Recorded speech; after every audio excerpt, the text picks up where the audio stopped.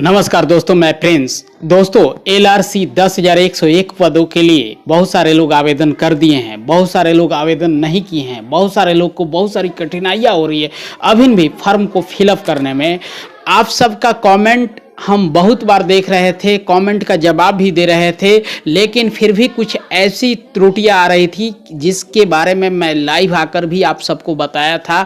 बिहार सरकार का जो साइट है LRC का, इसमें बहुत सारी अभी खामियां आ रही है, त्रुटियां आ रही है, इसमें सुधार किया जाएगा। इसी के संबंध में एक बैठक हुआ जो कि 4/11/2022 के दिन, और इसका एक नोटिस जो है ये जारी कर दिया गया, क्योंकि इसमें बहुत सारे कैंडिडेट को बहुत सारी प्रॉब्लम आ रही थी कि आप जितना भी कमेंट कर रहे थे उन सभी समस्याओं का बैठक में मुद्दा उठाया गया और उन सभी समस्याओं को निदान किया गया। तो आज के वीडियो में मैं बताऊंगा कि आपकी जो भी समस्या आ रही थी उन सारी समस्याओं के बारे में। अगर आपने फॉर्म को फिलअप कर दिया है, हो सकता है कि मैं बताऊं तो आप घबरा जाइए कि मैंने गलत फिलअप कर दिया, फिर भी घबराने की आवश्यकता नहीं है, इसलिए कि सुधार करने की भी तिथि आ रही है, उसे भी मैं बता रहा हूं कि कब सुधार होगी, कब कैसे क्या होगा। आप हमारे साथ बने रहिए। पहली बार चैनल पे आए हैं तो चैनल को सब्सक्राइब कर लीजिएगा। मैं इस वैकेंसी से संबंधित पल पल का अपडेट आप तक पहुंचाते रह रहा हूं।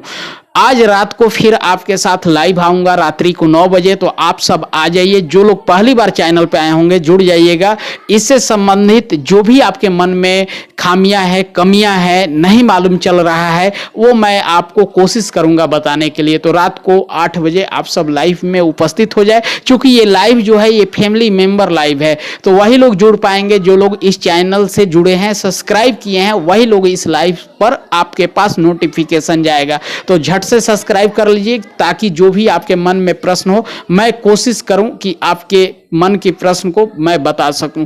तो चलिए शुरुआत करते हैं, देखते हैं। सबसे जो पहला प्रॉब्लम आपका आ रहा था वो आ रहा था CGPA वाले विद्यार्थी को। जैसे कि जो CBSE बोर्ड से हैं तो इन लोग का CGPA से प्रतिशत में कन्वर्ट करने के लिए, तो देखिए इसके बारे में मैं स्पेशल एक वीडियो बना भी दिया हूं। ऐसे तो ये जब नोटिस आया है उसके पहले ही हम लोग बता दिए हैं, क्योंकि पर्सनल कुछ एक्सपीरियंस होता है, इस सब बारे में हम लोग बता रहे हैं, तो बहुत सारी जानकारियां पहले से भी होती है और एक अनुभव के आधार पे भी आदमी बताता है। तो CGPA वाले जो भी विद्यार्थी हैं, तो जैसे कि किसी विद्यार्थी का अगर मान लीजिए 8 आपका CGPA है, तो इसमें बहुत सारे बोर्ड का 9.5 से आपका जो है ये मल्टीप्लाई कराया जाता है। तो आप अपने जिस आप बोर्ड से होंगे वहाँ पे आप देख लीजिएगा कि आपका किस से मल्टीप्लाई कराया जा रहा होगा। आप अपना सर्टिफिकेट के पीछे देख लीजिएगा, परसेंटेज में कन्वर्ट करने के लिए किससे मल्टीप्लाई करना है, आप उससे मल्टीप्लाई कर लीजिएगा। अगर संजोग से आपको मालूम ना हो तो आप क्या कीजिएगा कि एक कमेंट कर दीजिएगा, आप किस बोर्ड से हैं ये बता दीजिएगा। मैं कोशिश करूंगा आपके कमेंट का जवाब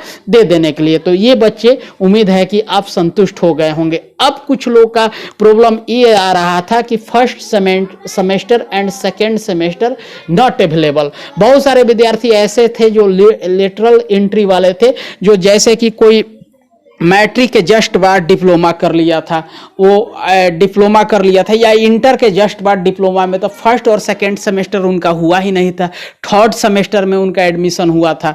तो वैसे कैंडिडेट को भी नहीं घबराना है। वैसे कैंडिडेट सभी के लिए मैं बता रहा हूँ, सेमेस्टर थर्ड से पहली बार जो फर्स्ट आपका जो अपलोड करना है, जो और लोग फर्स्ट सेमेस्टर का अपलोड कर रहे हैं तो वो आपको थर्ड वाला फर्स्ट में अपलोड करना है, फोर्थ वाला फिर 5th 6th अपना लाइन से कर दीजिएगा। बिल्कुल इसमें घबराने की बात नहीं है। ये सारी सुधार हुआ है वही बैठक की बाद, क्योंकि इसमें बहुत सारी कमियां आ रही थी, तो इस सारी बैठक के बाद आपको सुधार किया गया। बहुत सारे यूनिवर्सिटी में सेमेस्टर वाइज डॉक्यूमेंट नहीं मिलता है। देखिए अगला प्रश्न ये भी आ गया, बहुत सारे यूनिवर्सिटी में सेमेस्टर वाइज, ये भी कमेंट आप सबका आ रहा था कि मेरा ईयरली है मैं क्या करूं।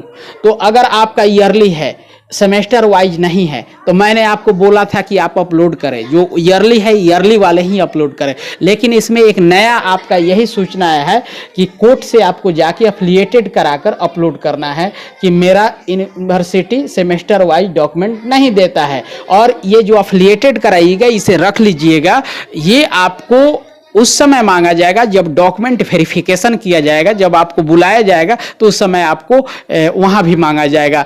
अगर आप ऐसे भी डाल दिए हैं तो फिर भी कोई बात नहीं है, वहां पे आपको फिर से एक सुधार का मौका दिया जा रहा है, तो आप सुधार कर लीजिएगा, कोई बात नहीं है। आर्ट्स, नेक्स्ट क्वेश्चन को लेते हैं 4 नंबर। आर्ट्स, कॉमर्स, साइंस का ऑप्शन आ रहा था, अदर ऑप्शन आ ही नहीं रहा था। बहुत सारे विद्यार्थी जो आपको कलर के लिए या कानूनगो के लिए कर रहे थे, तो उसमें ऑप्शन जो था आर्ट्स, साइंस और कॉमर्स का था, अदर था ही नहीं। बहुत सारे बीटेक वाले थे या डिप्लोमा वाले थे या कोई अदर से किए हैं, तो उन लोगों का कोई ऑप्शन ही नहीं था। तो अब सुधार कर दिया गया है, अदर ऑप्शन अब आ रहा है। वहां पे आप जिस भी सब्जेक्ट से होंगे, जो भी आपका सब्जेक्ट होगा वो आप वहां पे डाल सकते हैं निश्चिंत होकर, बहुत बढ़िया से आपका आ जाएगा। अब देखिए, क्लर्क वाले के प्रश्न ये भी आता था कि मैं 10+2 नहीं हूं, मैं 10th के बाद ही डिप्लोमा कर लिया हूं, क्या मैं क्लर्क का फॉर्म भर सकता हूं? तो बिल्कुल आप भर सकते हैं, क्योंकि डिप्लोमा या ITI आप हैं तो आप 10+2 के इक्विवेलेंट है। 10th के बाद आपने 10+2 नहीं किया तो क्या हुआ, आप 10+2 के इक्विवेलेंट हैं, आप निश्चित रूप से कलर का फॉर्म डाल सकते हैं।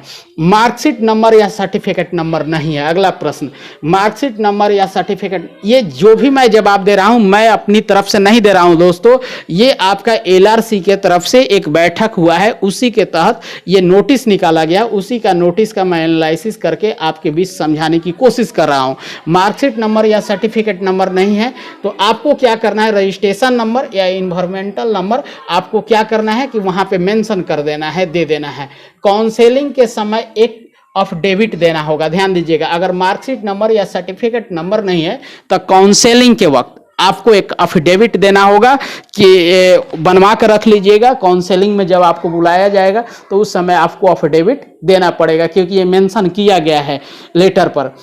फाइनल एंड ओल्ड दोनों अपलोड कीजिएगा। देखिए ध्यान दीजिएगा, अब यहाँ फाइनल और ओल्ड का मतलब क्या होगा, कुछ बच्चे ऐसे भी हैं जो कि एक बार उनका जो फेलियर हैं, जो सेकेंड बार एग्जाम दिए हैं, उनका फिर से जो लिस्ट आया है बनकर, तो वैसे बच्चे क्या करेंगे, दोनों अपलोड करेंगे मार्कशीट अपना, जो पीछे वाला है प्रीवियस वो भी और जो फाइनल वाला है वो भी। लेकिन मार्कशीट जो नंबर अपलोड करना है या आपसे रजिस्ट्रेशन नंबर अपलोड कीजिएगा वो फाइनल वाला के कीजिएगा, ओल्ड वाला का मत कीजिएगा। अब देखिए, फाइनल का मार्कशीट नंबर या रजिस्ट्रेशन नंबर देना है, यही बात यहाँ पे हमने मेंशन किया है। नाम में गलती, पिता के नाम में गलती, इसके अलावा किसी भी चीज़ में आपसे गलती हो गया है, आप भी कृपया बिल्कुल ना घबराएं। इसके लिए आपको 4 दिन का एक बार फिर से LRC का जो साइट है ये खुलेगा, बंद होने के बाद से फिर 4 दिन के लिए आपको खुलेगा। जो लोग सुधार करना चाहते हैं इन 4 दिन के बीच में तो आप सुधार कर सकते हैं, लेकिन आप जुड़े रहिएगा, पल पल का अपडेट मैं देते रहूंगा। कब सुधार की तिथि है तुरंत मैं वीडियो अपलोड करूंगा, आप तुरंत जाकर सुधार कीजिएगा। आधार वेरीफाई, बहुत सारे कैंडिडेट का ये भी आ रहा है कि मेरा आधार वेरीफाई नहीं हो रहा है, तो आप एक बार ठीक से कीजिए, हो जाएगा। अगर इसके बाद भी आपको नहीं आ रहा है तो आप आधार सेंटर पर कांटेक्ट कीजिए, वो आधार की गड़बड़ी है, कहीं ना कहीं आप आधार सेंटर से कांटेक्ट कीजिए, आपका वेरीफाई हो जाएगा। कोई भी चीज अगर नया अपलोड करना है तो वो एफिडेविट करा ले, काउंसलिंग के वक्त आपसे मांगा जाएगा। इसके अलावा आपके समझ में कुछ नहीं आ रहा है तो एफिडेविट कराकर उसे अपलोड करें, और काउंसलिंग में जब आप जाइएगा तो आपसे मांगा जाएगा। तो दोस्तों, मैं उम्मीद करता हूं कि आपके मन का जितना भी प्रश्न होगा, जो आपकी प्रॉब्लम आ रही होगी, वो सारी प्रॉब्लम अब दूर हो गई होगी।